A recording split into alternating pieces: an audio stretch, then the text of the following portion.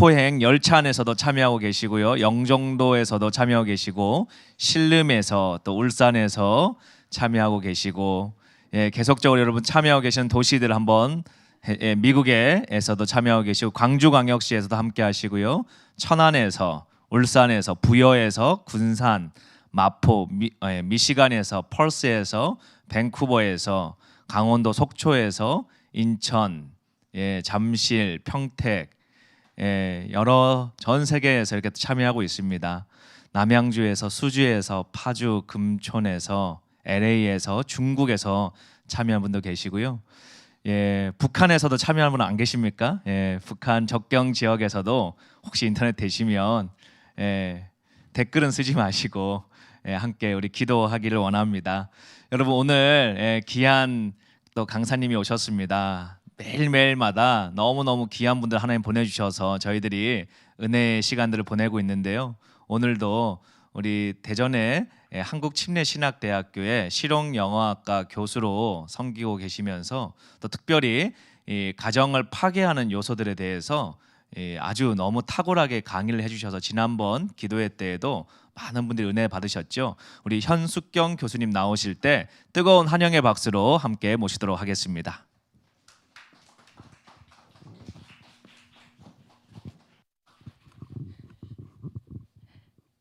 네, 안녕하세요.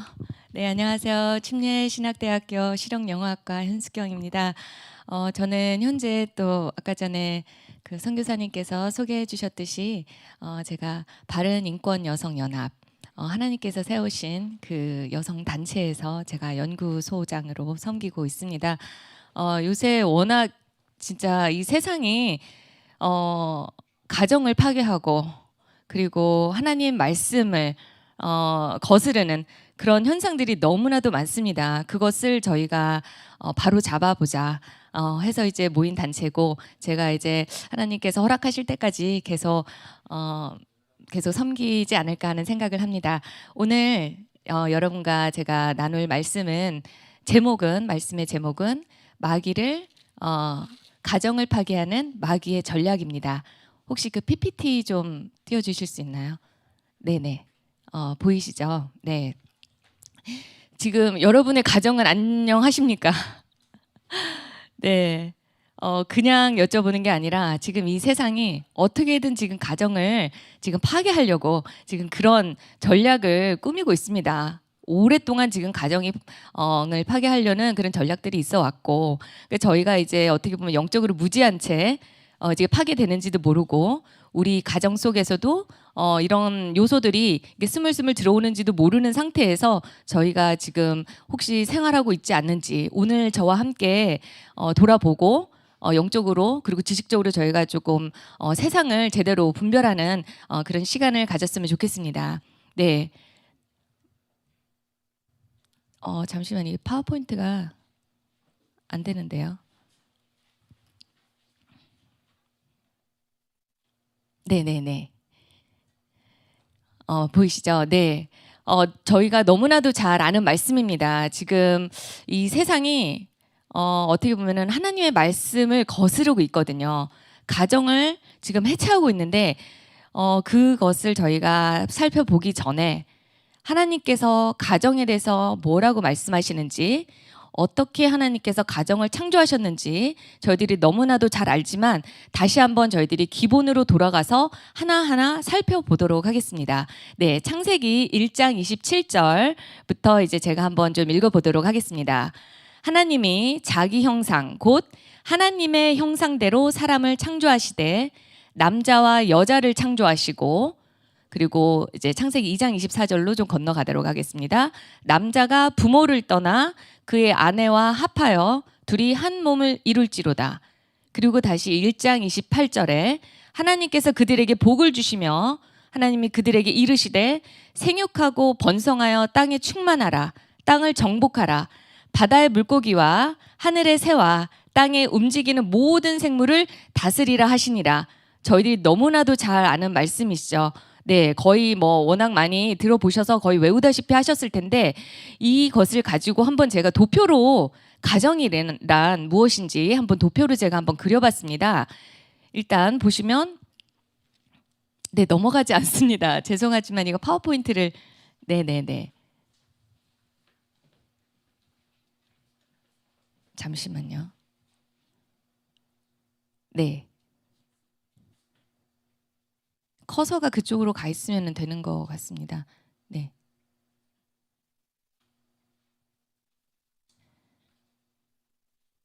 네네.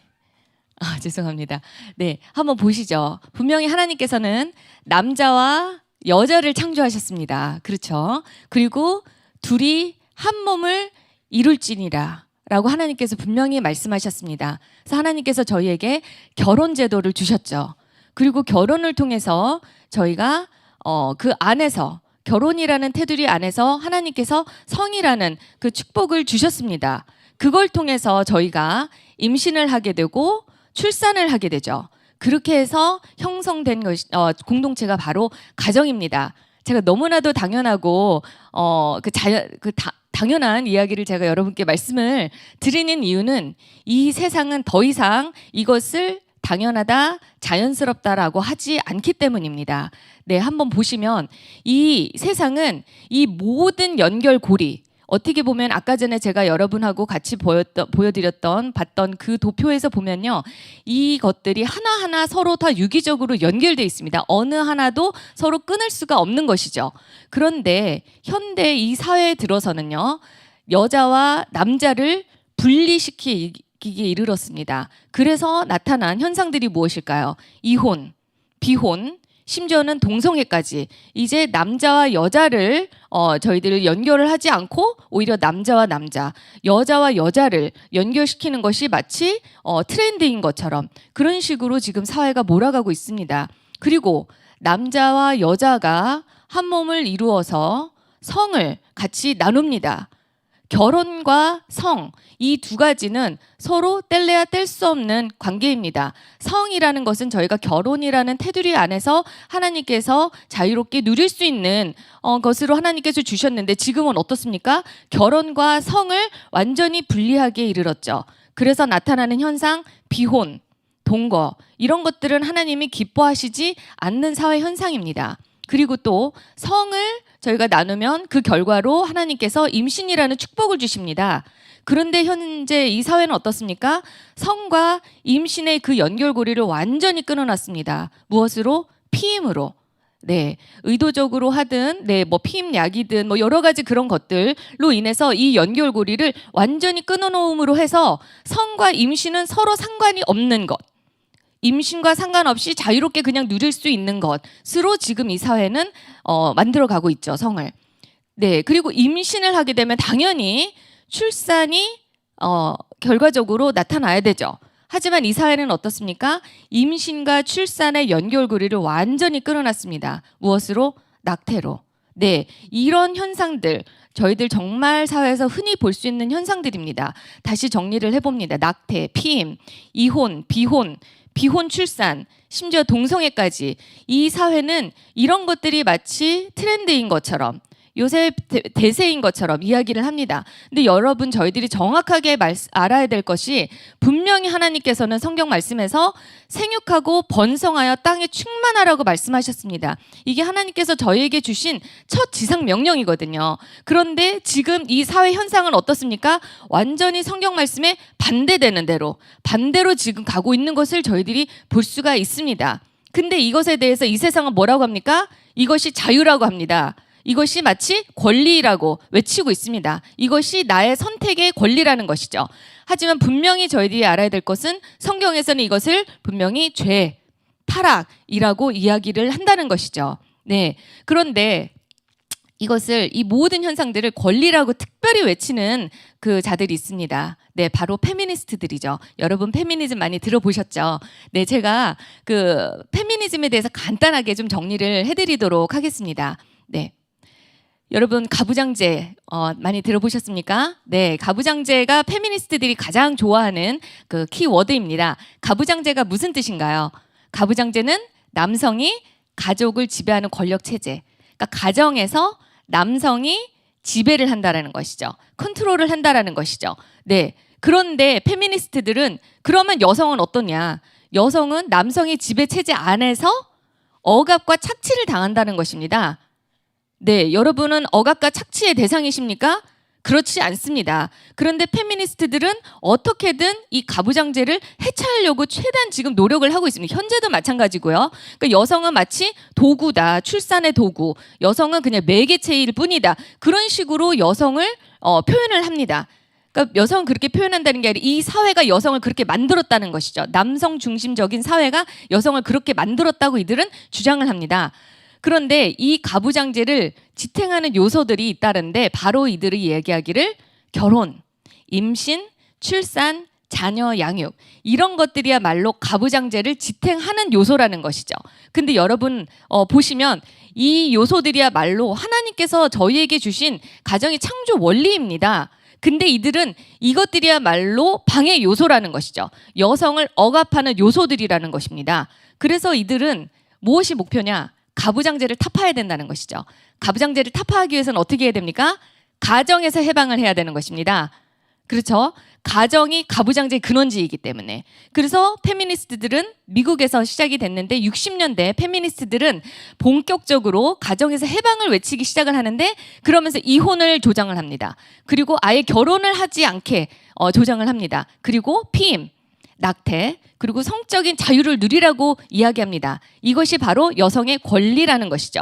이것이 페미니즘의 기초 개념입니다. 여러분 이거를 정확하게 아시면 교회 안에서 지금 페미니즘 하는데 이 사회에서 사회야 어차피 지금 악으로 가득 찬 이 사회지만 교회에서조차 페미니즘을 외치는 것을 저희들이 정말 조심해야 됩니다. 정말 영적으로 이것을 분별해 내야 되겠습니다. 네, 그래서 이거를 권리라고 외친 결과 어떻게 됩니까? 당연히 가정이 파괴될 수밖에 없습니다.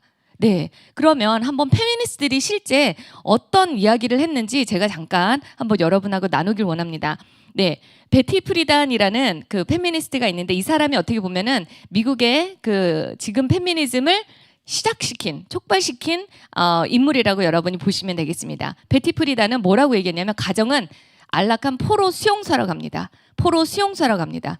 그렇기 때문에 이 가정에서 해방돼야 된다라는 거죠. 뛰쳐나와야 된다라는 거죠. 그래서 실제 본인도 이혼을 하고 자녀 셋을 낳았는데 자녀도 다 버리고 그냥 뛰쳐나옵니다. 그러면서 그 엄청난 여성 단체 NOW라는 NOW라는 여성 단체를 창설을 하면서 미국의 페미니즘이 본격적으로 시작이 됩니다. 이 여성 단체는 아직까지도 가장 큰 여성 단체로 지금 유지가 되어 있습니다.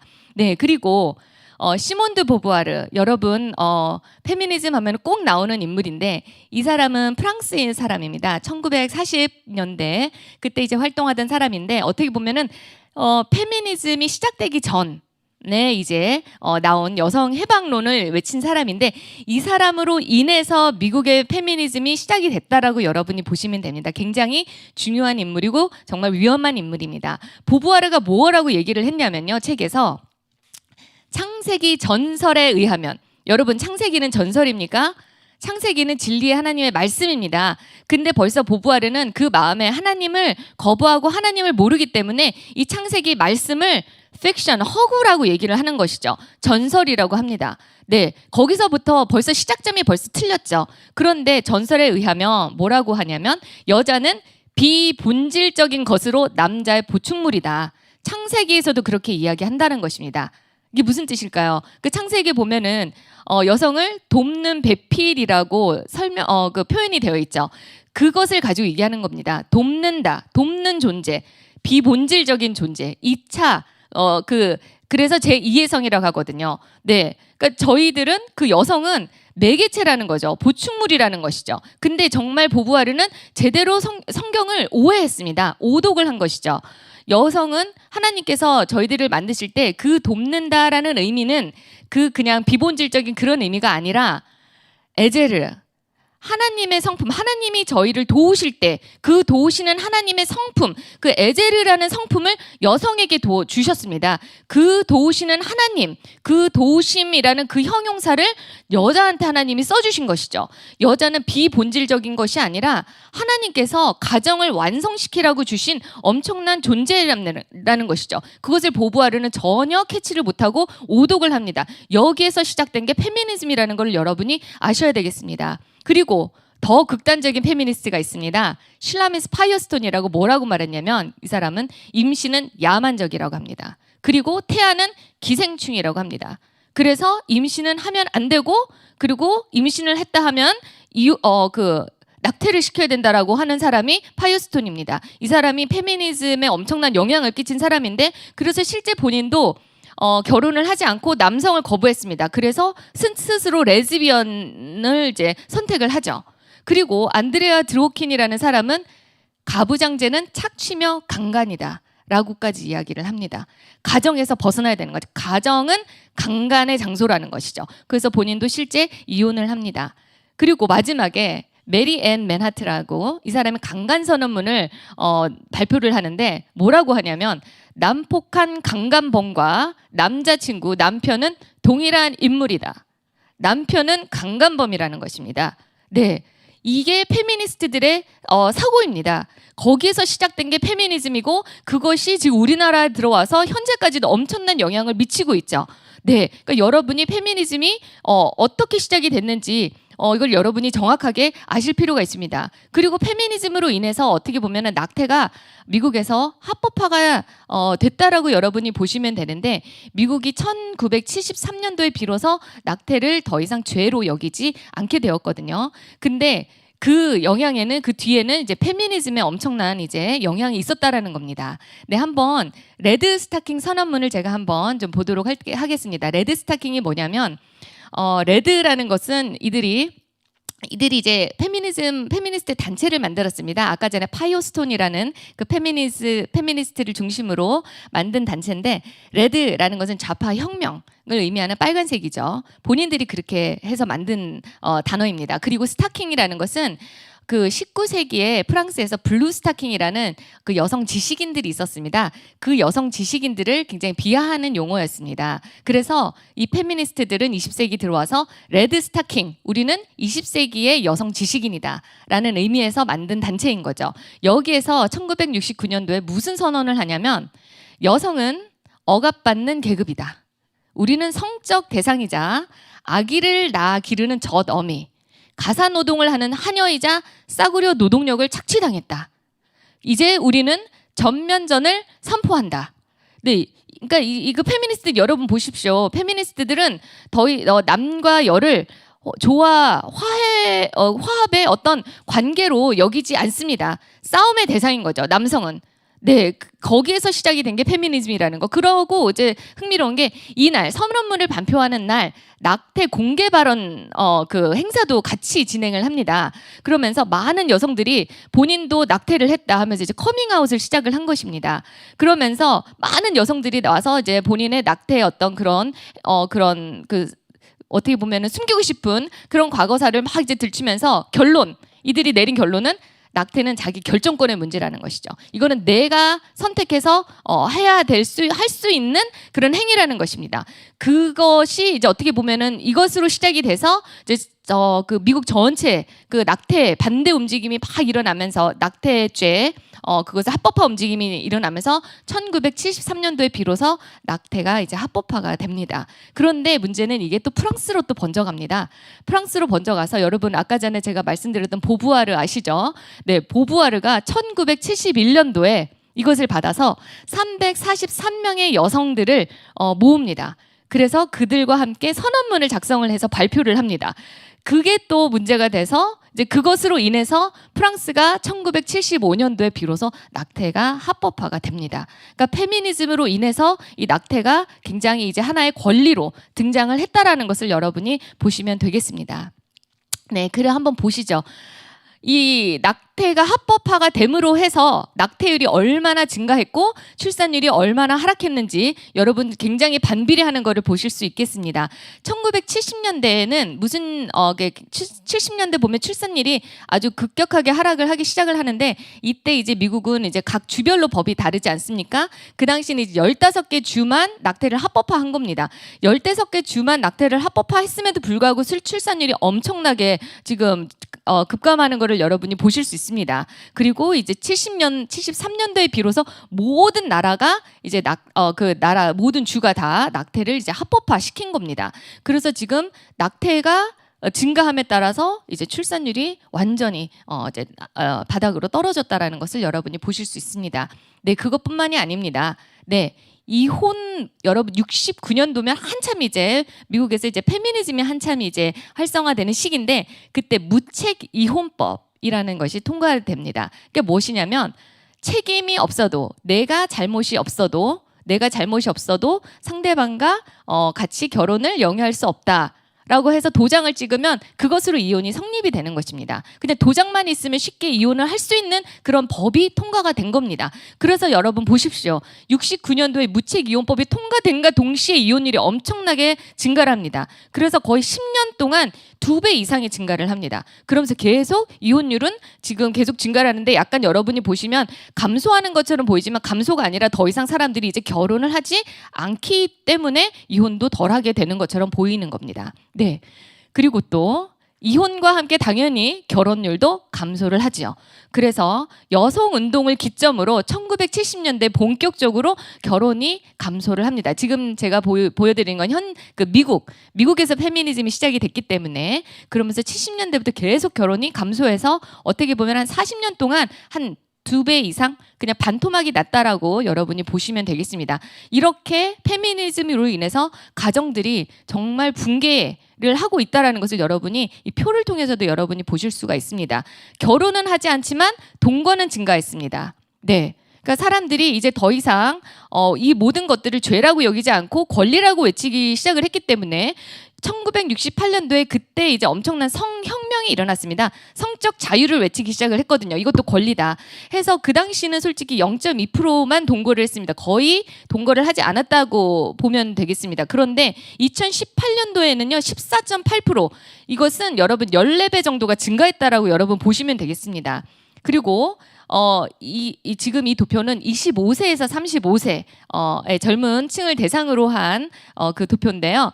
68년도에는 30대에는 81.5%가 결혼 생활을 하고 있었습니다. 그런데 2018년도에는 여러분 반토막이 난 거 보이시죠? 네, 그러니까 결혼은 하지 않고 동거율은 증가하고 있는 추세입니다. 아마 그 동거 비율이 아마 결혼 비율을 나중에는 넘기지 않을까 하는 그런 우려를 저희가 할 수가 있겠습니다. 네, 그래서 지금 제가 여러분과 함께 페미니즘을 전반적으로 간단하게 한번 살펴봤습니다. 얼마나 위험한 사상인지 이것을 여러분이 정확하게 분별을 하셔야 되겠습니다. 이것은 권리가 아니라 저희가 정말 죄라는 거. 그걸 떠나서 페미니즘이 권리라고 외치기 시작한 이후로부터 정말 가정이 얼마나 많이 붕괴를 하고 있는지 여러분이 보셨죠. 그 다음에 또 다른 문제, 두 번째, 산하 제한. 여러분 많이 들어보셨죠? 산하 제한 하면 이제 낙태와 피임을 저희들이 들 수가 있는데 저희 나라에서도 한동안 저희가 산하 제한 운동을 했습니다. 근데 이 산하 제한의 그 기원, 어떻게 산하 제한이 시작이 됐는지, 어떤 마귀의 전략이 있었는지 한번 오늘 좀 같이 살펴보기를 원합니다. 네. 산하 제한을 이야기할 때 저희가 마가렛 쌩어라는 사람을 저희가 이야기하지 않을 수가 없습니다. 여러분 꼭 기억을 하시면 좋겠습니다. 마가렛 쌩어라는 사람은 우생학자였습니다. 여러분 우생학자가 무슨 뜻인가요? 우월한 유전자만 존재해야 된다라는 것이죠. 그래서 유전적으로 결함이 있거나 아니면은 좀 부족한 유전자들은 줄여야 된다라는 것이죠. 그게 우상학자들이 하는 일이거든요. 그렇기 때문에 우상학자들은 기본적으로 인종차별주의자들입니다. 이들은 백인 우월주의 의식에 완전 사로잡힌 사람들이고, 그렇기 때문에 흑인이나 황인종이나 유색인종들은 열등한 유전자라고 이들은 생각을 했죠. 그리고 여성 해방론자였습니다. 왜냐하면 피임과 낙태를 권리로 둔갑을 시켜야 되지 않겠습니까? 이것을 또 권리로 포장을 한 사람이기도 하고요. 또한 사회주의자였습니다. 그러니까 여러분 사회주의와 여성 그 해방은요. 그 영이 같습니다. 같이 간다고 여러분이 보시면 되겠습니다. 그래서 마가렛 쌩어는 뭐라고 주장을 했냐면, 마가렛 쌩어만 주장을 하는 게 아니라 지금 현재 우생학자, 현재도 지금 이 세상에 우생학자들이 정말 돈이 많은 자들이 우생학을 지금 계속 주장을 하고 있는데, 이들이 뭐라고 얘기를 하면 세계는 인구 과잉이라는 거죠. 이렇게 가면 인구가 폭발한다는 것입니다. 그래서 인구를 억제를 해야 된다라는 게 이들의 기본 주장입니다. 인구 억제, 아이를 줄이고, 그것은 저희가 해야 될 영역이 아닙니다. 이거는 하나님께서 하실 일이고, 하나님께서는 분명히 저희에게 생육하고 번성하여 땅에 충만하라고 말씀하셨거든요. 근데 이들은 완전 그 반대로 가고 있는 것이죠. 인구를 억제를 해야 된다는데, 그래서 어떻게 했습니까? 유전적 결함 있는 자들, 그렇죠. 왜냐면 뭐 장애인들이거나 아니면 정신적으로 문제가 있거나 뭐 가난한 자들이거나 이제 그런 자들, 아니면 유색인종, 이런 자들은 출산을 통제를 시켜야 된다는 것이죠. 그렇게 해야 인류의 질이 향상된다는 것입니다. 출산을 통제 여러 가지 방법이 있죠. 의도적인 낙태를 통해서 이제 통제를 시키고 아니면 애시당초 피임을 이제 유도를 하는 것이죠. 그런데 흥미로운 게 마가렛 쌩어는 흑인들이 정말 흑인들 밀집 지역 거기를 가서 낙태 시술소를 운용을 했습니다. 뭐 말을 하기는 그들의 뭐 복원을 위해서 그들의 어떤 안전한 뭐 낙태를 위해서 시술소를 운영을 한다고 하지만 흑인들 대상으로 거기 대상으로 낙태 시술소 운영했다라는 것, 그것을 저희들이 꼭 이제 기억을 해야 되는데, 실제 뭐라고 본인이 이야기를 했냐면요. 우리가 흑인 인구를 없애기 원한다는 것이 공개되어서는 안 된다라는 이 말을 실제 본인의 지인에게 편지로서 쓴 글이 나중에 공개가 되었습니다. 그리고 또 뉴욕타임즈에서 심지어는 공개적으로 뭐라고 했냐면, 슬라브, 라티노, 유태인 이민들, 흑인들은 인간 잡초이기 때문에 절멸되어야 한다. 아주 이는 공개적으로 이야기를 합니다. 인터뷰할 때도 인간 잡초라는 이야기를 그냥 서슴없이 합니다. 이들의 사상이 얼마나 하나님을 거부하고, 그렇죠. 그리고 하나님이 없는 그런 삶을 사는 사람들은 굉장히 하나님의 말씀에 반하는 행동을 할 수밖에 없습니다. 우리는 그렇게 죄악이 가득한 사람들인 것이죠. 네, 그래서 실제 1916년에 최초로 산하 제한 클리닉을 마가렛 쌩어가 설립을 합니다. 이 당시는 낙태는 불법이었습니다. 그럼에도 불구하고 산하 제한 클리닉을 운영을 했고요. 그리고 아예 1939년에는 산하 제한 연맹을 설립을 합니다. 네, 그러니까 이제는 하나의 그냥 엄청난 큰 단체로 만들기 시작을 한 것이죠.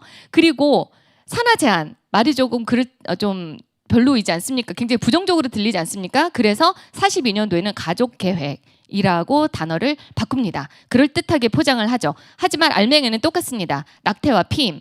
네, 그리고 42년도에 그래서 국제 가족 계획 연맹을 만들어서 전국적으로 흑인 중심 그 지역, 그렇죠, 가난한 사람들 지역에 계속 산하 그 클리닉을 계속 이제 만듭니다. 그걸로 끝나지 않습니다. 1952년에 국제가족계획연맹을 설립합니다. IPPF, 여러분 꼭 기억을 해두시면 좋겠습니다. 이제는 미국이 문제가 아니라 전 세계의 모든 유색인종과 열등한 유전자들은 다 억제를 시켜야 되겠다라는 것이죠. 그래서 만들어진 게 국제가족계획연맹입니다. 그래서 왜 이거를 설립을 했느냐? 제3세계 인구, 뭐 가난한 나라, 아니면은 저희가 이제 개발도상국이었죠.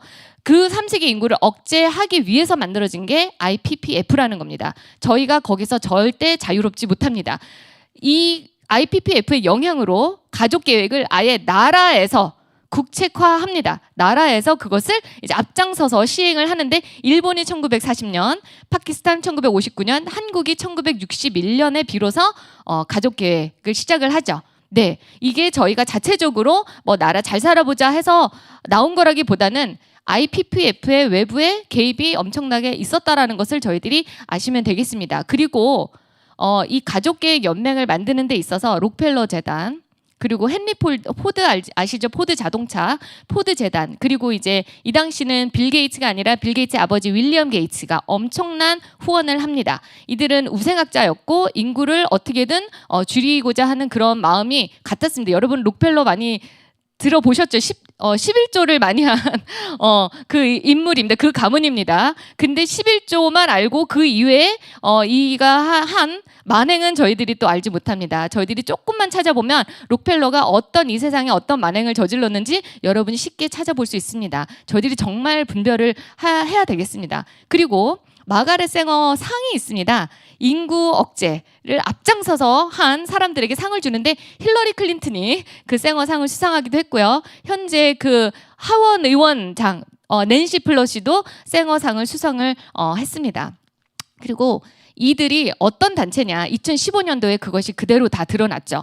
낙태를 하면 세계 최대 낙태 기구입니다. 그러니까 얼마나 많은 태아 그 사체가 나오겠습니까? 이 사체를 가지고 이들은 매매를 시작합니다. 그래서 줄기세포 연구회사에 팔아 넘긴 게 이제 드러난 거죠. 그래서 계속 지금 재판이 진행이 되고 있습니다. 이게 지금 IPPF의 민낯입니다. 네. 그리고 마가렛 쌩어가 낙태뿐만 아니라 피임약도 개발하는데 엄청난 지원을 했습니다. 여러분, 피임약이라는 것은요. 결국은 하나님께서 저에게 주신 성과 임신의 그 연결고리 있죠. 그것을 완전히 끊어놓는 거거든요. 그런 결과로 뭐 어떻게 됩니까? 자유롭게 성을 누릴 수 있는 것으로, 성은 자유로운 것으로 그렇게 이제 사람들에게 인식을 심어주다 보니까 결국은 엄청난 성적 문란을 가져왔습니다. 실제로. 그래서 1960년대에 FDA 승인을 받아서 피임약이 출시가 됐는데 이게 실제 FDA 정말 승인을 FDA가 제대로 승인을 해줬는지 모르겠습니다. 왜냐하면 거기 안에 들어있는 함량이 너무나도 높아서 지금은 그거의 10분의 1 정도만 늘 정도로 굉장히 그 당시 피임약이 굉장히 독했답니다. 네. 그런데 보십시오. 소비가 얼마나 급증했는지. 62년도에 120만 명이 이제 소비를 했는데 68년도 그때 이제 엄청난 성혁명이 일어났을 때 1200만 명이 소비를 했다고 합니다. 그러니까 10배가 증가를 한 겁니다. 이걸로 인해서 무슨 사회에 무슨 일이 일어났는지 여러분이 어느 정도 짐작을 하실 수 있으시겠습니다. 지금 JTBC에서 지금 피임약 관련해서 한번 그 TV에 나왔었는데 보시면요. 1960년에 피임약이 시판이 되자 밑에 보시면 성적 쾌락을 누리게 된 여성들. 네, 굉장히 이걸로 인해서 엄청난 성적 문란이 있었다라는 것이죠. 근데 이것에 대해서 작가 그 펄벅이라는 작가가 1968년에 뭐라고 얘기를 했냐면요. 그 조그만 피임약이 우리 사회에 미치게 될 잠재적인 영향은 핵폭탄보다 더 파괴적일 것이다 라고 이야기까지 했습니다. 그러니까 핵폭탄으로 사람들을 엄청나게 말살을 시켰지 않습니까? 네, 피임약으로 인해서 태어나야 될 아이들을 사전에 없애버리는 것이죠. 그래서 그걸로 인해서 지금 조금 이따가 보여드리겠지만 엄청나게 인구가 급감을 합니다. 그런데 페미니스트들은 뭐라고 합니까? 여성을 해방시킨, 성적으로 해방시킨 20세기 최고의 발명품이라고 아직까지도 이야기를 하고 있습니다. 여러분, 정말 정확하게 여러분이 분별을 하셔야 되겠습니다. 이 피임약이 어떻게 나오게 됐는지. 네, 피임약이 그래서 아까 전에 1960년에 보급이 됐지 않습니까? 미국입니다. 그걸로 인해서 지금 출산율이 급감하는 거 여러분 보이시죠? 그 당시 60년대에는 3.7명의 아이들이 출산이 됐는데 피임약으로 인해서 계속 급감하면서 지금 그 인구 대체율 replacement rate라고 해서 2.14, 17 정도 그 정도는 유지를 해야 그 다음 세대가 그대로 유지가 되거든요. 근데 지금 그 비율을 밑돌고 있다라는 것이죠. 그래서 현재 1.7명까지 떨어졌습니다. 미국보다 저희는 솔직히 더 심각하죠. 조금 이따 잠깐 좀 보도록 하겠습니다. 네. 우리나라에도 산하 제한 정책이 들어옵니다. 여러분 너무나도 잘 아시죠? 60년대부터. 근데 이 산하 제한 정책이 60년대에 공식적으로 들어왔는데 비공식적으로는 1950년대부터 비공식적으로 산하 제한 운동이 시작이 됐는데 너무나도 정말 슬프게도 저희가 정말 회개해야 될 부분은 조지 C. 워드, 우리나라 말로는 오천해라는 그 선교사님이 미국에서 오셔서 이제 대구에 이제 정착을 하시면서 거기서 이제 선교 활동을 하시면서 동시에 산하 제한 운동을 같이 하셨습니다. 저희 나라가 너무나도 가난한데 너무나도 많은 아이들을 낳고 있다라는 것이죠. 그러면서 많은 소책자를 막 이렇게 출간을 하면서 산하 제한이야말로 하나님이 기뻐하시는 그 방법이라는 것입니다. 그런데 저희 나라 사람들은 굉장히 유교 문화에 굉장히 이제 깊숙이 이렇게 뿌리 깊어 있는데 저희들은 그것을 받아들이지 못했대요. 그래서 그렇게 많이 엄청난 설득을 하면서 그때 산하 제한 운동을 했다고 합니다. 그리고 1960년대 네, IPPF 아까 전에 제가 말씀드렸죠. 네, 거기에 이제 조지 캐드버리라는 사람이 한국을 방문합니다. 그러면서 가족 계획 기구를 설립하라고 강력하게 권고하면서 돈까지 지원하겠다고 합니다. 자금제. 왜냐면 저희 나라는 그 당시 굉장히 가난했지 않습니까? 먹고 살기도 힘든데. 그래서 1961년도에 비로소 저희가 IPPF를 가입을 하고 대한가족계획협회를 설립을 합니다. 네, 아직까지도 그 가족계획협회는 지금 있습니다. 그리고 IPPF와 UNFPA, UN 인구기금, UN입니다. UN. 여러분 그 UN 하면 굉장히 세계 평화를 외치고 있는 그 단체라고 생각을 하시지만 그렇지 않습니다. 네, 근데 이미 60년대 UN 인구기금에서 저희 나라에 그 가족 계획을 할 수 있도록 산하 제한을 할 수 있도록 엄청난 재정 지원을 했습니다. 90% 이상. 근데 그때 인구 기금이 어디서 나느냐? 아까 전에 제가 말씀드렸던 엄청난 재벌가의 그 돈에서 이제 나온 것이죠. 그래서 저희 나라는 1974년까지 가난한 나라였지만 이 돈을 받아서 그래서 저희가 이 산하 제한 정책을 할 수 있었던 것입니다. 그래서 62년도부터 저희가 경제개발 5개년 계획하면서 계속 산하 제한 정책을 했었죠. 네, 그래서 한번 보십시오. 60년대 뭐 엄청난 그 저희가 표어를 막 내겁니다. 그렇죠? 딸아들 구별 말고 둘만 낳아 잘 기르자. 뭐 그러면서 90년대 와서는 둘도 많다. 그러다가 2000년대에 와서는 어떻습니까? 출산 장려 정책으로 전환을 합니다. 너무나도 많이 인구가 줄어든 것이죠. 그래서 여러분 보시면 60년대만 해도요. 저희가 6.1명의 아이를 출산을 했습니다. 그런데 이 산하 제한으로 인해서 엄청나게 지금 급감을 해서 2020년에는요, 작년이죠, 0.84명까지 떨어졌습니다. 이거는 세계 최저 수준입니다. 뭐 OECD 국가 뭐 다 떠나서요, 0.84 수준. 그러니까 저희가 인구 대체율이 2.17인데 저희는 둘이서 만나서 한 명도 낳지 않는 상황이라는 것이죠. 근데 문제는 여러분 옆에 보시면 2021년에는요, 0.7명, 2022년에는 0.6명으로 계속 떨어질 전망이라고 합니다. 굉장히 심각한 상황이죠. 근데 이것에 대해서 이미 2006년도에 영국 옥스퍼드 대학의 데이비 콜먼 이라는 그 인구학 교수님이 우리나라에 와서 어떤 세미나를 하시면서 뭐라고 말씀하셨냐면 한국이 지구에서 사라지는 최초 국가가 될 것이다 라고 이야기를 하셨습니다. 벌써 15년 전입니다. 그때부터 어떻습니까? 전혀 나아질 기미를 보이지 않고 계속 떨어지고 있습니다. 지금 굉장히 심각한 상황이죠. 그럼에도 불구하고 우리나라는 어떻습니까? 낙태죄 폐지를 외치고 있습니다. 정말 난리도 아니죠. 네, 그러면서 많은 여성들이 페미니스트 아니더라도 많은 여성들이 나와서 낙태는 권리다. 그러면서 요새 유행어가 뭡니까? 성적 자기 결정권, 재생산권. 여러분 이거는 권리가 아니고요. 이거는 죄입니다. 이거는 이 세상이 만든 프레임인 것이죠. 네. 그런데 그러면서 또 뭐라고 합니까? 여성은 출산의 도구가 아니다. 이 도구라는 단어 페미니스트 용어죠. 아까 전에 도구, 매개. 네. 그러면서 낙태를 전면 폐지하라는 것입니다. 34주 된 아기 태어나면 곧바로 스스로 살 수 있는 그 아기조차도까지도 다 죽이라는 것이죠. 얼마나 이거는 살인이죠. 살인행위. 이건 권리가 아니라. 그러면서 또 낙태는 내 선택, 자궁은 내 선택이라고 하죠. 얼마나 이기주의의 극치입니다. 책임과 의무는 없습니다. 이 세상에는 지금. 그러면서 또 지금 그 표 보면은요. 낙태죄 폐지 새로운 세계라고 막 이렇게 외치고 있는데 새로운 세계는커녕 지금 나라가 지금 존립 위기에 있습니다. 그것을 저희들이 정확하게 알아야 되겠습니다. 이것에 대해서 저희가 가만히 있으면 이건 동조하는 거나 마찬가지거든요. 저희는 그렇게 되면 죄를 짓는 거나 마찬가지입니다. 어떻게든 이것에 대한 반대를 저희가 정말 외쳐야 되겠습니다. 이 나라가 예수님께서 재림하시기 전에 이 나라가 지금 없어질 수도 있겠다라는 생각까지 듭니다. 정말 암울한 현실이죠. 그런데 사람들만 그러는 게 아니라 지금 헌법재판관들이 2019년도에 낙태죄 헌법 불합치 판결을 내렸습니다. 낙태죄는 헌법적으로 봤을 때 위헌이라는 거죠. 이걸 죄라고 하는 게 위헌이라는 것입니다. 그래서 위헌이라고 판결을 내리신 분들이 7명. 그리고 합헌을 2분밖에 내리지 않았습니다. 근데 이들의 주장을 한번 보십시오. 위헌의 근거가 국가가 임산부의 자기 결정권을 과도하게 침해하기 때문이랍니다. 자기 결정권, 권리가 더 중요한 것이죠. 지금 가족이 더 중요한 것이 아니라 나의 권리. 그런데 합헌을 내리신 분들의 말씀은 뭡니까? 태아의 생명을 보호해야 된다. 이걸 같이 우리가 참고해야 되지 않겠느냐라고 했는데 결국 그분들의 말씀은 이제 묻힌 것이죠. 그래서 지금 위헌 판결이 나서 지금 낙태죄가 지금 개정이 돼야 되는데 현재 페미니스트들은 완전 폐지를 외치고 있는 상황입니다. 그런데 낙태 헌법 불합치 판결이 딱 났을 때 정말 축하했던 그 단체 IPPF 여러분 아시죠? 네, 가족계획 연맹에서 축하 메시지를 보내옵니다. 뭐라고 하냐면 한국의 낙태 헌법 불합치 결정은 정말 기쁜 소식이다.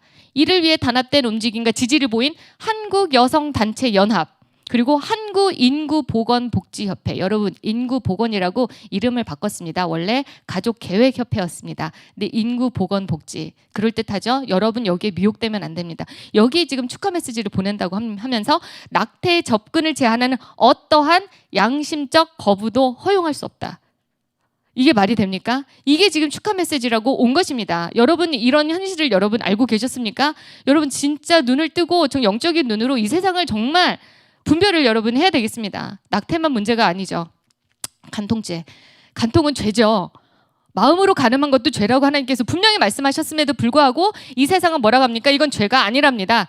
위헌이랍니다. 이게 2016년도의 이야기인데 위헌의 근거를 한번 보실까요? 역시 성적 자기 결정권 및 사생활의 비밀 자유를 제한한다는 것입니다. 역시 권리가 더 중요한 이 사회가 되었습니다. 그런데 합헌을 내리신 헌법재판관 분들은 자기 결정, 이기적인 자기 결정권을 보신 게 아니라 전반 전체적인 가족 공동체를 우리가 생각을 해야 되고 어린 자녀들 또 우리가 같이 고려를 해야 된다라고 해서 이제 합헌을 내렸는데 결국은 위헌 판결이 나서 지금 더 이상 이제 형벌을 받지 않죠. 네, 이것은 이제 본인 그 둘만의 문제라는 것입니다. 이게 지금 우리 이 사회의 상황입니다. 그 외에 몇 가지 좀 굉장히 마음이 정말 무겁습니다. 그 외 가정 파괴 요소들을 좀 보도록 하겠습니다. 네, 동거도 굉장히 큰 문제입니다. 이거는 책임을 지지 않겠다라는 것이죠.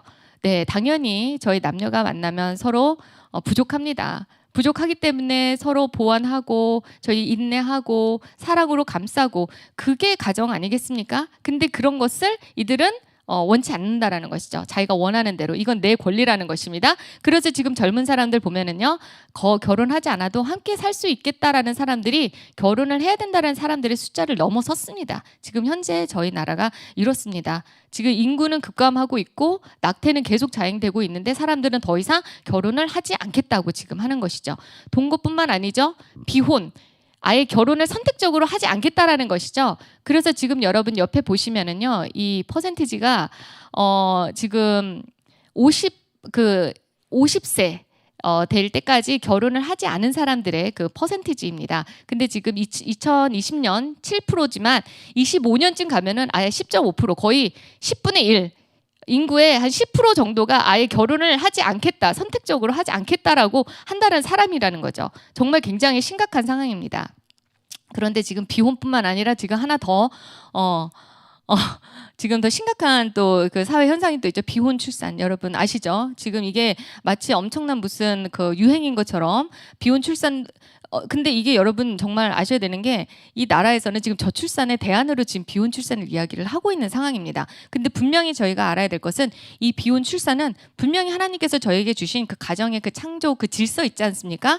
남녀가 만나서 결혼을 해서 임신을 하고 나서 출산을 해야 되는 그 질서를 완전히 무시하고 남자를 만나지 않고 본인이 스스로 정자를 알아서 선택을 해서 매매를 한 거죠. 정자를 하나 사서 우월한 유전자, 우생하게 여기 또 들어갔죠. 우월한 유전자의 정자를 본인이 사서 그리고 본인이 원하는 때 아기를 갖겠다라는 것이죠. 이거는 정말 생명윤리에도 어긋나고요. 인간을 어떻게 보면 상품화하는 거나 마찬가지입니다. 그러면 이 아이는 나중에 커서 본인의 아버지가 누군지도 모르고 근원이 없지 않습니까? 그 아이가 받을 상처는 어떻게 합니까? 이거는 정말 어떻게 보면 이기주의의 끝입니다, 여러분. 네, 그런데 이 사회뿐만 아니라 그런데 지금 저희 그 TV에서 지금 비혼 출산 그 사유리가 계속 지금 등장을 하고 있지 않습니까? 그거를 보는 사람들은 하나님을 모르는 굉장히 영적으로 우둔한 사람들은 그걸 보면서 뭐라고 합니까? 그래 저렇게 잘 키우는데 저 정도 저렇게라도 해가지고 인구를 늘리는 게 좋지. 지금 그런 분위기가 지금 만들어지고 있는 것입니다. 네, 그런데 국회에서도 이런 비혼 출산을 들먹이면서 대안으로 저출산을 해결시킬 수 있는 대안 그리고 다양한 형태의 가정을 이렇게 우리가 오픈을 해줘야 된다라고 지금 제도를 지금 만들려고 합니다. 법을 지금 만들려는 움직임이 있습니다. 근데 여러분 비혼 출산을 하나의 가정으로 여러분 이거를 허용하기 시작을 하면요. 이렇게 문을 빼꼼 열어주는 거나 마찬가지입니다. 그렇게 되면 동성 커플도 가정이 될 수 있고요. 다자성애자들도 가정이 될 수도 있고요. 동성애자 모든 그 동거 커플도 다 가정이 될 수가 있는 것입니다. 그럼 이 사회는 그냥 무질서와 혼란입니다. 그게 다양한 가족이라는 형태로 이름으로 저희가 포장이 될 수가 없는 것이죠. 네. 그리고 네, 동성애.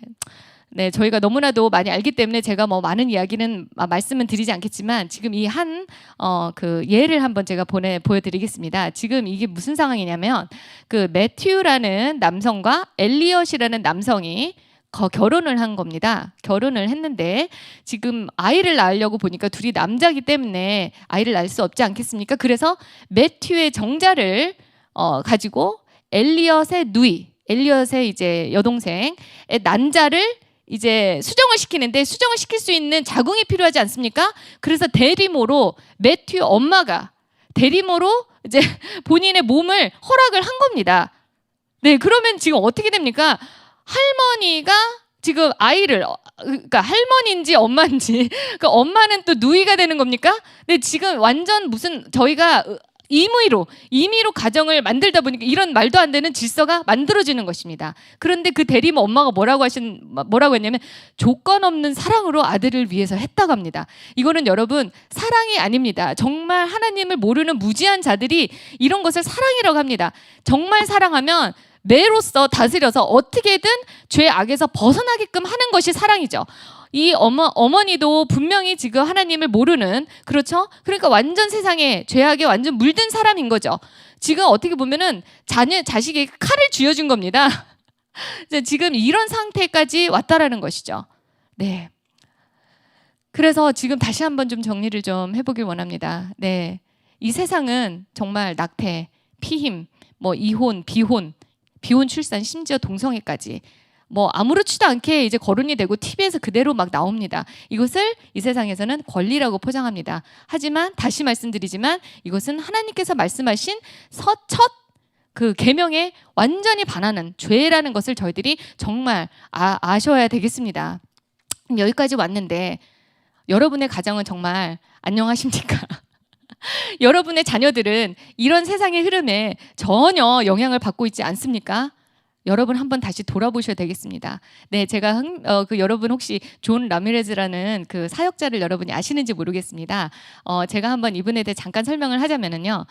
이분은 그 미국의 전 사탄 숭배자였습니다. 8살 때부터 엄청난 그 훈련을 받아서 실제 뭐 유체 이탈도 하고 굉장히 영적인 파워를 엄청나게 이제 가지고 있었고 실제 본인도 이제 사탄과 바로 대면하면서 방언으로 대화할 정도로 굉장히 그 안에서 영적인 그 계급에서 굉장히 레벨이 높았다고 합니다.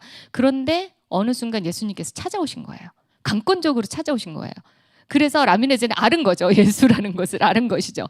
그러면서 이야기를 하기를 당신 잘못 찾아오셨습니다 라고 얘기를 했습니다. 그러면서 그 존 레미레즈는 사탄 숭배자로서 무슨 일을 했냐면 크리스찬들을 넘어뜨리는 게 본인의 임무였대요. 어차피 일반인들 믿지 않는 사람들은 어차피 자기네들이 밥이기 때문에 뭐 상관없고 크리스찬들을 넘어뜨리는 거, 거기에서 엄청난 희열을 느꼈고 거기서 정말 본인들의 파워를 느꼈다고 합니다. 그런데 그러니까 그 사탄 숭배자로서 크리스찬을 봤을 때 항상 나약했다는 것이죠. 정말 제대로 서 있는 크리스찬이 거의 없었다고 합니다. 그러니까 예수님께서 딱 오셨을 때 당신을 믿으면 나는 크리스찬이 된다는 건데 그러면 나는 나약한 크리스찬인 거 아니냐, 나는 그런 크리스찬이 되고 싶지 않다라고 예수님께 딜을 했다고 합니다. 당신이 내 아버지보다 더 센지 나에게 증명해 보여라 라고 이제 얘기를 했다고 합니다. 그런데 예수님께서 이제 그런 상황에서 존 레미레즈를 이제 지옥으로 보내셨고 지옥에서 예수님의 십자가로 정말 사탄 마귀를 물리치는 모습을 존 레미레즈가 그 앞에서 이제 봅니다. 그걸 보고 완전히 예수님 앞에서 무릎 꿇고 엄청난 회개를 합니다. 그래서 돌아왔는데 이미 존 레미레즈는 그 악한 영들의 세상의 그 원리들을 너무나도 많이 알았기 때문에 악한 영들이 가만 놔두질 않았대요. 그래서 정말 몇 달 동안 거의 죽음의 위기를 몇 번 넘었다고 합니다. 그런데 지금 그래서 그게 90년대 후반입니다. 여러분도 이제 유튜브 들어가서 한번 찾아보시면 쉽게 볼 수 있는데 현재는 축사 사역자를 합니다. 축사 사역자로서 엄청난 사역을 하고 계십니다. 이분이 원래 그쪽에 있었기 때문에 원리를 너무 많이 아는 거죠. 악한 영들이 어떤 식으로 전략을 가지고 우리를 이제 꿰뚫고 들어오는지를 너무 많이 잘 알고 있는 겁니다. 그래서 많은 강연과 책으로 사람들에게 알리고 있는데 그 중에 한 책이 적의 노출, Exposing the Enemy라는 굉장히 얇은 책인데 여기서 존 레미레즈가 다음과 같이 얘기합니다. 마귀가 싫어하는 게 딱 두 가지가 있대요. 첫 번째가 사람. 왜냐하면 하나님의 형상을 지음 받았다라는 것이죠. 자기 자리에 지금 하나님께서 사람을 만드셔서 하나님의 형상을 만든 그런 존재가 있는 거죠. 너무 그거에 대한 질투심이 크기 때문에 그래서 어떻게든 사람들을 이제 무너뜨리려고 하는 게 이제 마귀의 전략이고 두 번째 가정이라고 합니다. 왜냐하면 이 가정이야말로 하나님의 형상으로 지음받은 자들의 연합이지 않습니까? 그리스도의 몸된 교회입니다. 남편과 아내, 네. 예수님과 교회의 관계라고 이야기하지 않습니까? 네, 이 연합, 이 가정을 무조건 어떻게든 깨려고 했던 게 존 라미레즈가 했던 일이라고 합니다. 이걸 봤을 때도 정말 저희가 가정이 얼마나 지금 악한 영들의 어떻게 보면은 먹잇감일 수 있다라는 것을 여러분이 정확하게 알고 계셔야 되겠습니다. 네, 그러면 저희가 이런 상황에서 이 세상이 지금 이렇게 악으로 만연한 이 상황에서 저희가 이제 가정의 회복이 되어야 되겠습니다. 여러분의 가정은 정말 안녕하신지 정말 다시 돌아보시면 좋겠습니다. 여러분이 정말 영적으로 저희가 이제 어떻게 보면 무지한 상황에서 이 세상의 흐름에 여러분 혹시 동조하지는 않으셨는지 그것에 대해서 우리가 한번 다시 돌아보길 원합니다. 네, 그러면 이것을 위한 우리의 자세 어떻게 보면 정말 저희가 죽을 목숨을 다해서 가정을 수호해야 될 수 있습니다. 지금 이 상황이 그렇습니다. 이 세상은 정말 악으로 만연해서 어떻게든 가정을 무너뜨리려고 무슨 방법을 쓰서라도 그러니까 동성애도 하나의 가정을 파괴하는 하나의 그 요소인 거죠. 저희가 동성애 반대를 외치지만 그거는 정말 여러 가지 요소들 중에 하나인 겁니다. 네, 그것을 여러분이 아셔야 되겠습니다. 네, 죽으면 죽으리라 정말 너무나도 유명한 말씀인데 에스더가 그렇게 고백을 하죠. 한번 그 부분을 잠깐 같이 보도록 하겠습니다. 당신은 가서 수산에 있는 유다인을 다 모으고 나를 위하여 금식하되 밤낮 3일을 먹지 말고 마시지도 마소서. 나도 나의 시녀와 더불어 이렇게 금식한 후에 규례를 어기고 왕에게 나아가리니 죽으면 죽으리다 하니라. 엄청난 신앙 고백입니다. 네, 하지만 에스더가 처음부터 이러한 정말 강인한 여성이었나? 그렇지는 않았습니다. 네, 에스더 여러분 찬찬히 보시면은요. 처음에는 굉장히 세상이 무섭고 법이 무섭고 왕이 무서운 사람이었습니다. 그냥 일개 그냥 예쁘장한 그냥 여왕이었습니다. 네, 이 상황을 보시면은 네, 그 당시 이제 페르시아의 그 아하수에로 왕이 지금 통치를 할 때 그때 총리로 이제 하만이 있었지 않습니까? 근데 이제 하만이 이제 그 길을 걸을 때마다 사람들이 다 무릎 꿇고 이제 절을 했습니다. 하지만 유대인인 모르드게는 절대 그 앞에서 절을 하지 않았죠. 그것에 이제 하만이 괘씸죄로 유대인들을 전체 다 이제 어떻게 말살시키기로 했습니다. 그 재산도 다 몰수하고 이제 그런 전략을 이제 모르드게는 알게 되죠. 그래서 이제 에스더한테 급하게 옵니다. 뭐라고 합니까? 왕에게 나아가서 그 앞에서 자기 민족을 위해 간절히 구하라. 왕께 나아가라. 그래서 간절히 구하라라고 하니까 에스더가 뭐라고 합니까? 부름을 받지 아니하고 안뜰에 들어가서 왕에게 나아가면 오직 죽이는 법이요. 왕이 그자에게 금규를 내밀어야 살 것이라. 이제 내가 부름을 입어 왕에게 나아가지 못한 지가 이미 30일이라 하니라. 지금 에스더는 물론 유대인이 지금 말살 위기에 있는 것을 정말 잘 암에도 불구하고 법이 두렵고 죽음이 두렵고 왕이 두렵고 세상이 두려운 지금입니다. 어떻게 보면 인간적인 눈으로는 충분히 이해할 수 있지만 영적인 눈으로 봤을 때는 지금 정체성을 상실한 굉장히 나약한 인간의 모습입니다. 그것을 여러분이 아셔야 됩니다. 그것에 대해서 모르드게가 정말 발끈하죠. 꾸짖죠. 뭐라고 합니까? 너는 왕궁에 있으니 모든 유다인 중에 홀로 목숨을 건지리라 생각하지 말라. 이때 내가 만일 잠잠하여 말이 없으면 유다인은 다른 데로 말미암아 노인과 구원을 얻으려니와 어차피 네가 하지 않는다 하더라도 하나님께서 유다인을 구원하시겠지만 너와 내 아버지 집은 멸망하리라. 내가 왕후의 자리를 입은 것이 이때를 위함이 아닌지 누가 알겠느냐. 모르드게 그 꾸짖음을 여러분 느끼십니까? 제가 이거를 들으면서 굉장히 마음이 막 너무 이제 뭐랄까 찔림이 왔는데 이게 저희한테 하는 말인 것 같습니다. 모르드게가 저희에게 그렇죠? 세상에 대한 저희 반응은 어떻습니까? 굉장히 소극적입니다. 걱정은 진짜 산만합니다. 어떡하나 정말 말세네. 하지만 반응은 하지 않고 어쩔 때는 또 분별력이 없이 그냥 세상의 그냥 흐름에 그냥 저희들이 그냥 떠밀려서 그냥 간다는 겁니다. 근데 그렇게 되면 어떻게 한다고 합니다? 멸망한다고 합니다. 저희 영과 육체는 멸망할 수 있다라는 것입니다. 이것을 저희가 그냥 에스더에게 모르드게가 한 얘기가 아니라 저희한테 하는 하나님의 말씀이라고 저희가 받아들여야 될 것 같습니다. 정말 우리 가정과 세상이 정말 멸망을 하나님 세상의 영향을 받지 않는 영적으로 아까 전에 보지 않으셨습니까? 존 레미레즈가 어떻게든 가정을 파괴하려고 우는 사자라고 했습니다. 정말 이 세상 마귀는 우는 사자처럼 여기저기 두루 다니며 삼킬 자를 찾고 있는데 저희는 완전 무방비 상태에서 영적으로 우둔한 상태에서 어떡하나 하면서 완전 세상에 노출이 돼 있는 상태. 그런 상태에서 그 자녀들은 어떻습니까? 그냥 세상에 그대로 무방비하게 노출이 더 되어 있죠. 굉장히 더 영향을 많이 받습니다. 근데 저희가 어떻게든 아이들에게 그 말씀으로 완전히 심어주지 않으면 그냥 넘어갈 수밖에 없는 지금 세상이라는 거 여러분이 아셔야 됩니다. 이 세상은 사단이 지금 왕 노릇을 하고 있습니다. 그렇기 때문에 이 세상은 정말 악이 만연한 상황에서 저희 가정은 어떻게든 하나님의 말씀으로 저희가 바로 서려고 하는 어떻게 보면 교회죠. 당연히 악한 영들이 어떻게든 파괴를 시키려고 하는 교회입니다. 그 교회를 여러분이 어떻게든 수호를 하셔야 되겠지 않습니까? 네, 에스더가 뭐라고 합니까? 당신은 가서 수산에 있는 유다인을 다 모으고 나를 위하여 금식하되 밤낮 3일을 먹지도 말고 마시지도 마소서. 나도 나의 시녀와 더불어 이렇게 금식한 후에 규례를 어기고 왕에게 나아가리니. 이젠 법을 어기고서라도 왕에게 나아가겠다는 것이죠. 죽으면 죽으리이다 하니라. 이제서야 비로소 에스더는 본인의 정체성을 발견했고 정말 이제는 완전 하나님께 의지를 하기로 선포를 하는 것이죠. 금식을 하라, 영적 전쟁을 선포를 한 것입니다. 목숨을 다해서 규례를 어기면서라도 앞으로 나가겠다라는 것이죠. 이럴 때 비로소 여러분의 영은 살 수가 있는 것입니다. 저희의 세상은, 저희의 집은 여기가 아니죠. 여기서는 어떻게든 하나님의 말씀을 수호하고 하나님의 그 나라가 저희 가정에, 이 땅에 이루어질 수 있도록 최선을 다해서 전쟁을 치르고 저희는 저 세상을 가는 겁니다. 그게 저희들의 사명입니다. 어떻게 보면은 생육하고 번성하고 땅에 충만하라. 너무나도 당연하고 자연스러운 사명인 것 같지만 이거야말로 정말 목숨 걸고 지켜야 할 수밖에 없는 지금 사명이라는 거. 그러니까 여러분 에스더의 사명이 어떻게 보면 여러분, 저를 포함한 모든 크리스찬 여성들의 사명이 되어야 되겠습니다.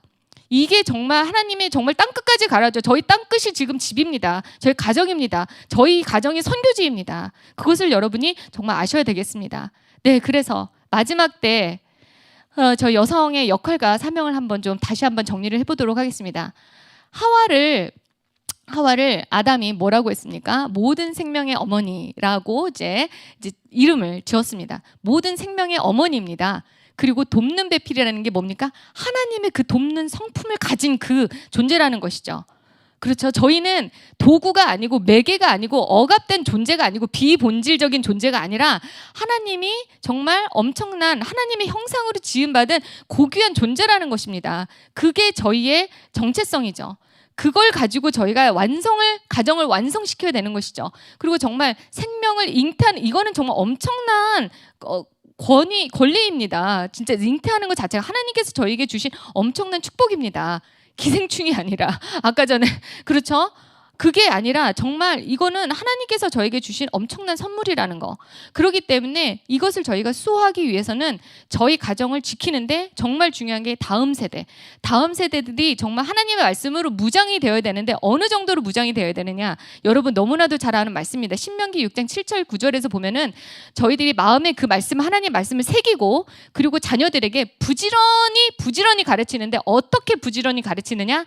집에 앉아 있을 때든지 길을 갈 때든지 누워 있을 때든지 일어서 있을 때든지 말씀을 강론하라고 합니다. 언제든지. 근데 그것뿐만 아닙니다.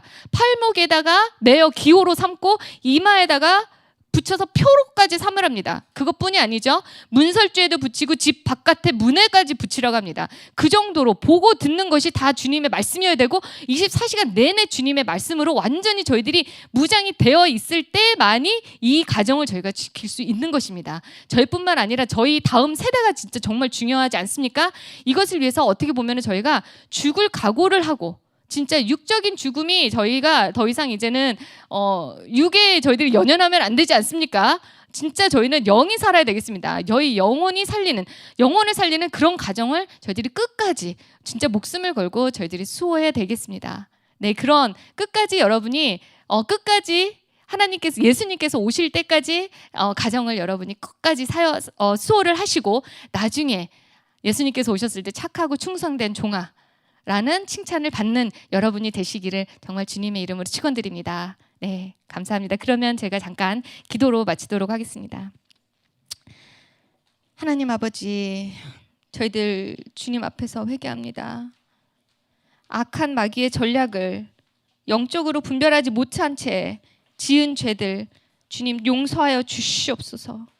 저희들이 알게 모르게 세상의 흐름에 동조한 저희들의 모습을 용서하여 주시옵소서. 주님의 말씀으로 세상을 올바로 분별하진 저희들의 모습을 회개합니다. 주님 용서하여 주시옵소서. 저희들 주님이 주신 사명 제대로 감당하길 원합니다. 주님이 주신 첫 지상명령에 목숨을 걸고 순종하길 원합니다. 주님께서 저희들을 성령과 말씀으로 제대로 붙잡아 주셔서 세상이 악으로 가득 찬 이 말세에 저희들이 주님이 주신 정체성 올바로 깨달아 무너져가는 가정을 바로 세우고 저희 자녀들을 바로 세워서 저희 가정에 하나님 나라가 임하도록 지혜와 힘을 주시옵소서. 끝까지 주님이 주신 가정을 목숨 걸고 수호하여 주님이 다시 오실 때 착하고 충성된 종이라는 칭찬을 들을 수 있는 저희들이 될 수 있도록 도와주시옵소서. 주님 홀로 영광 받으시오며 예수님 이름으로 기도합니다. 아멘. 네, 너무 시간이 좀 작게 드렸는지 정말 쉴 틈 없이 귀한 말씀을 주셔서 감사드립니다. 보이시죠 여러분? 우리 가정을 깨트리려고 하는 세상의 헛된 사상들 또 헛된 그런 세력들 뭐 얼마나 더 엄청난 일들이 많이 있습니까? 그런데 참 감사하게도 이런 메시지를 열정을 다해서 선포해 주시는 신학교의 교수님들 아직 계시다라는 거 얼마나 감사한 일인지 모르겠습니다. 우리가 한번 기도하며 나아가면 좋을 것 같습니다. 주님, 정말 주님 오시는 그날까지 이 말씀의 진리를 무너뜨리려고 하는 많은 세력들이 지금까지도 있었습니다. 교회를 무너뜨리려고 하는 많은 악한 세력들이 있었습니다. 그러나 역사의 주관자가 하나님이시고 결국 하나님은 하나님의 뜻 가운데 또 교회들을 회복시키시고 가정들을 세우시고 또 이 민족 가운데 부르심으로 변화시켜 오셨습니다. 지금 이렇게 대한민국이 위기 가운데 있습니다. 온 세상이 이 종말의 때에 이런 큰 사상의 위기 가운데 있습니다. 그러나 주님, 우리가 이 말씀 위에 다시 가정들이 세워지게 하여 주십시오. 주님, 오늘 우리의 어떠한 상처와 우리의 어떤 관습과 우리의 생각이 아니라 주님, 우리의 모든 생각을 말씀 앞에 무너뜨려서 주님 말씀 앞에 우리의 가정과 우리의 세계관과 우리의 사상과 우리의 모든 가치관들이 다시 정립되어지길 원합니다. 우리 한번 주여 부르짖고 가정을 위하여 또 우리의 마음에 있는 모든 비진리의 생각들이 예수 그리스도의 이름으로 무너지도록 우리 한번 주여 부르짖고 기도하도록 하겠습니다. 주여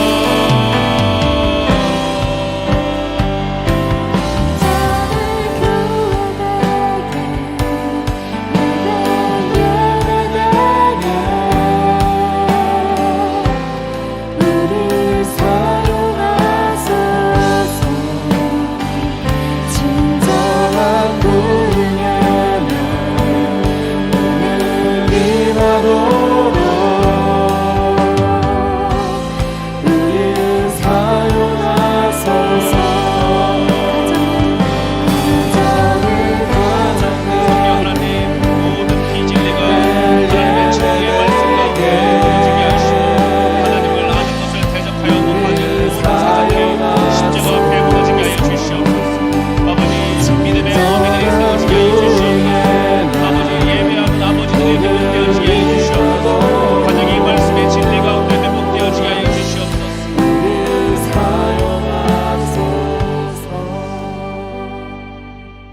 주님 감사합니다. 오늘 귀한 말씀으로 우리의 영혼을 깨워주시고 또 이 시대 가운데 정말 우리가 깨어 기도하며 하나님 우리에게 주신 소중한 가정과 말씀을 지키게 하시니 감사합니다. 주님 계속적으로 지혜와 계시형을 더하여 주시고 주님 우리가 기도함으로 눈물로 씨앗을 심음으로 아버지 우리의 가정 가운데 이 대한민국 가운데 거둘 것이 있는 아버지 믿음의 나라 되게 하여 주시옵소서. 감사하며 예수님의 이름으로 기도드렸습니다. 아멘. 예, 여러분 감사합니다. 이번 주간에 저희 라이트하우스 7차 기도의 첫 주간이었습니다. 월요일부터 금요일까지 바쁘신 일정 가운데서도 매일 오전에 많은 나라의 여러분들이 함께 참여해 주셔서 감사드립니다. 오늘의 미션을 안내해 드리도록 하겠습니다. 이제 여러분 내일 모레면 부모님 어버이날이죠. 그래서 오늘 어저께 미션이 부모님께 편지 쓰기였는데 아마 우리가 손편지 안 써보신 지가 오래됐을 것 같습니다. 요즘에 웬만하면 카톡으로 다 얘기하고 또 화상통화도 하고, 근데 여러분 손편지 한번 써보셔서 우리 부모님께 한번 전달해 드리면 좋을 것 같고요. 또 우리 하하 책자 가지고 가셔서 엄마 아빠와 또 부모님과 함께 나눌 수 있는 시간들이 되시는 분들은 나눠보시고 간증들을 저희 웹사이트에 올려주시면 감사하겠습니다. 또한 어저께 저녁에 저희가 우리 차별금지법에 반대하는 If Family라고 하는 영화가 바로 여러분들의 기도와 후원으로 작년에 재정이 집행되어서 올해 유튜브에 단편 이 드라마로 송출되어서 60만에서 300만 가까이가 조회수가 있었습니다. 굉장히 큰 사회적인 반향과 8시 뉴스에 나올 만큼 그런 큰 이슈를 일으켰는데 우리 이제 두 번째 작품을 찍으신다고 그래요. 그래서 실제 또 차별금지법이 지금 통과되려고 하는 아주 위기의 상황인데 이 여론 형성을 위해서 또 기독교인들 가운데 잘 모르시는 분들 위해서 우리 윤학열 감독님이 아주 수고하시고 계십니다. 어저께 제가 이렇게 말씀 나누고 또 교제 나누는데 다 어려운 환경입니다. 아마 코로나 때문에 경제적으로도 작년보다 훨씬 더 올해 많은 분들이 어려우신 것 같아요. 그렇지만 우리가 작은 마음이라도 모아서 좀 전달을 해야 되겠다라는 마음을 가지고 어저께 저녁부터 이번 기도회가 끝나는 시간까지 특별 좀 재정을 심기로 우리가 마음을 모았습니다. 그래서 여러분들 가운데 그 If Family 2탄 영화 제작에 재정으로 좀 심고 기도하기 원하시는 분들은요 5,000원이건 10,000원이건 지정된 계좌로 심어주시면 제가 또 전달해서 한국 교회와 가정을 지켜내는 일에 우리가 함께 할 수 있기를 원합니다. 오늘 기도회 끝나고 나면 그 제작되어진 단편 드라마 가운데 5분짜리 하나를 저희가 이어서 보여드리도록 하겠습니다. 관심 있는 분들 계속 보시면서 그 사이트 들어가셔서 많은 분들에게 전달해 주시길 바라고요. 또 많은 연예인들과 스태프들이 헌신하고 계시는데 이 뭐 연예인들이 이런 데 출연하면 광고도 안 들어오고 또 공중파 나가기도 어렵고 너무너무 부담이 된다 그래요. 그래도 결단하고 나오는 연예인들이 있습니다. 여러분 기도해 주시고요. 함께 해 주시기를 바랍니다. 우리 한번 복음 통일 되시면 평양 가셔서 찬양 부를 날 기대하시면서요. 다음 주 월요일입니다. 다음 주 월요일에 우리 해와 같이 빛나는 얼굴로 오전 10시에 라이트하우스 기도회에서 뵙도록 하겠습니다.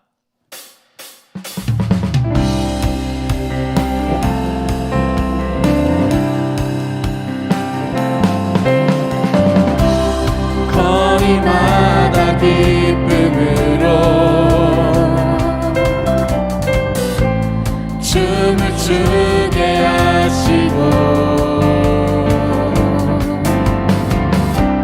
주의 백성 기도할 때 이 땅 회복하소서.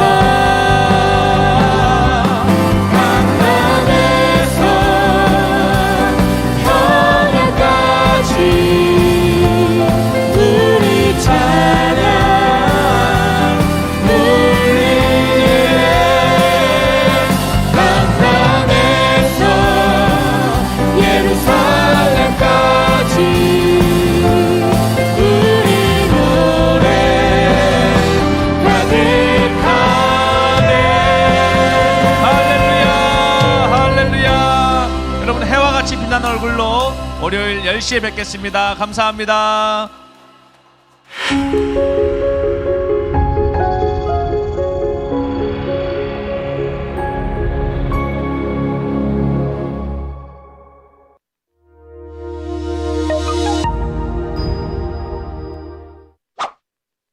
미국에서는 7살 아들의 성전환 수술을 반대했던 한 아버지가 양육권을 박탈당해 긴 법정 싸움을 했고, 영국 스코틀랜드의 한 학교에서는 성별은 남녀 두 가지라고 주장한 학생이 수업 도중 쫓겨나 퇴학 처리됐습니다.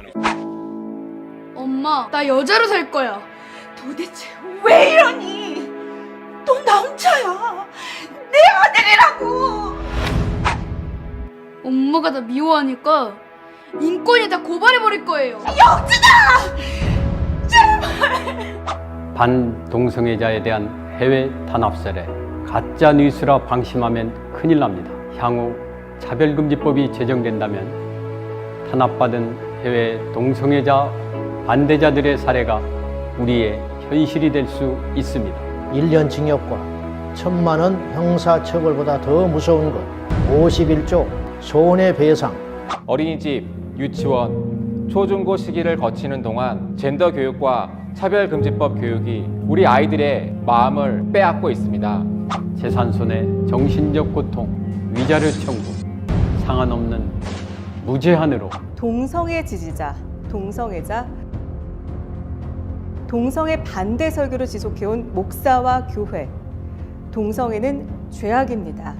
이렇게 설교한 설교자는 피해를 호소한 동성애자가 정신적 피해를 보지 않았다는 것을 스스로 입증해야 합니다. 피해를 보지 않았다는 것을 입증하는 것은 사실상 거의 불가능합니다. 소송을 제기한 동성애자 측은 승소하게 됩니다. 포괄적 차별금지법 통과된다면 우리나라의 사회의 모습이 어떤 모습이 될 것인지 되고 걱정되는 마음으로 차별금지법에 대해서 오해를 하고 있고 속고 있습니다. 이름에 속고 있습니다. 그 안에 성적 지향이란 동성애에 관한 것이 들어있다는 것이 문제인 거죠. 여러분, 유치원부터 시작해서 이제는 동성애를 가르칩니다. 법적으로 합법화가 되면 이제는 유치원부터 어떻게 동성애를 하는지, 초등학교 들어가면 그 아이들이 어떻게 동성애를 하는지 그 방법조차도 섬세하게 가르치기 시작합니다. 후천적이라고 하는 것은 동성애가 인권이 아니라 하나님의 창조 질서와 건강한 가족 제도가 무너져 버리게 됩니다. 여러분의 자녀가 동성애자가 되고 트랜스젠더가 되는 것을 받아들일 수 있겠습니까? 이 나라가 대부분이 참 괜찮은데 아주 굉장히 위험한 것들이 법으로 발제되는 게 성차별금지법이라는 게 있고요. 그러나 현재 대한민국 국회에 상정된 평등기본법, 소위 차별금지법은 일반적인 사람들이 말하고 생각하는 차별금지 평등이 아니라 성소수자를 위한, 그리고 성소수자에 대한 우리의 신앙적인 표현이 제재를 받고, 일반 국민들도 동성애는 비정상이라고 생각합니다. 저는 결심했습니다. 만일 법이 발의 단계가 아니라 상정이 되면 국회 앞에서 시위하고 있는 이지원 목사를 발견하게 될 것입니다. 반복된 주장이나 설교는 악의로 취급됩니다. 징벌적 배상은 손해의 2배 내지 5배를 배상해야 합니다. 차별금지법 손해배상 전문 변호사입니다. 최소 위자료 500만 원부터 받아드리겠습니다. 맡기면 주십시오. 100명이 집단 소송을 한다. 손해배상액은 무려 5억. 1000명 50억. 10,000명 500억. 10만 명이면 5천억. 어머니들이 깨어나 외치지 않으시면 우리의 아들, 딸들을 다 잃고 말 것입니다. 지금 바로 이 순간 기도해야 합니다. 우리 모두 깨어나 행동해야 합니다. 기획소송단에 의해 한국교회와 교단, 기독교계가 천문학적 금액으로 파산할 수도 있습니다. 차별금지법 통과되면 다음 세대와 한국교회를 지켜내기 어렵게 됩니다.